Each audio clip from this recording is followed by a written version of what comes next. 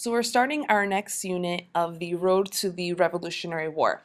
This video, the French and Indian War, we're going to be covering the Albany Plan of Union, the causes of the war, the alliances that occurred, the effects of the war, and then finally the Treaty of Paris. So make sure you're taking good notes. Even though Great Britain had set up the 13 colonies, that didn't stop them from trying to compete for more land. So Great Britain, France, and Spain spent a great deal of time, money, and effort trying to get more land in North America because more land equals more power also equals more money. As the war with France loomed, Benjamin Franklin realized that colonial unity was going to be extremely important. So he proposes the Albany Plan of Union, asking that the colonies unite instead of doing their own thing and being their own little piece to a greater puzzle. In order to unite the colonies, the plan calls for a Grand Council, and each colony would have a representative. This Grand Council would make laws, it could raise taxes, and it could also defend the colonies. Now, none of the colonies approved this plan out of fear for losing power. They would then have to work together as a team instead of each doing their own thing. But the Albany Plan of Union sets up the example that later takes place when we talk about the First and Second Continental Congresses during the Revolutionary War, right before the Revolutionary War. So the French and Indian War lasts from 1754 to 1763.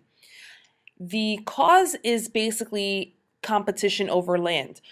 Britain was competing with France over the fur trade in the Ohio Valley.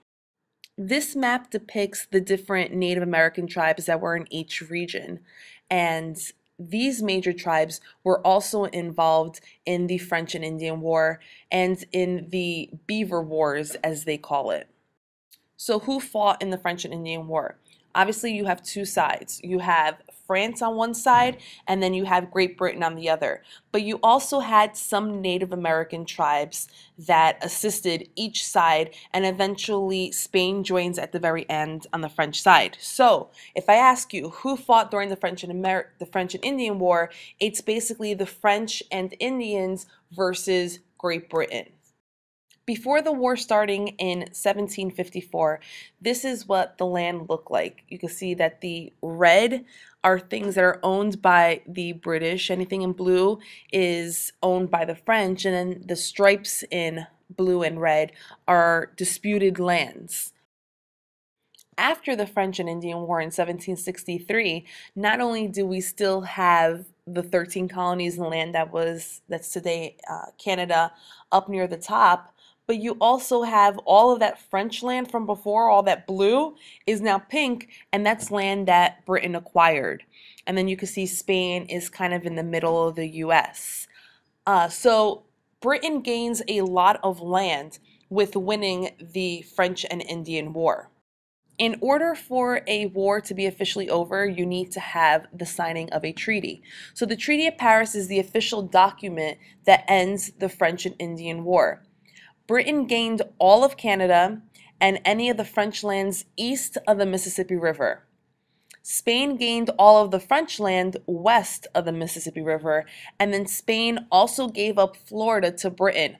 Florida was not a colony, though, neither was Canada or any of the land east of the Mississippi. You still just had the 13 colonies. These lands that they were given as a result of winning the French and Indian War were not yet entirely settled. So based on your notes, you should be able to answer the following 6 questions. What is the Albany Plan of Union, and what is its importance? What causes the French and Indian War? Who were the two different sides of the French and Indian War? What are the effects of the war? And then the specific parts of the Treaty of Paris. In class, we're going to get into some more specifics of the effects of the war. This is just a very superficial view of the French and Indian War. So make sure you're able to answer these questions, and don't forget to answer your blog. I'll see you guys tomorrow in class.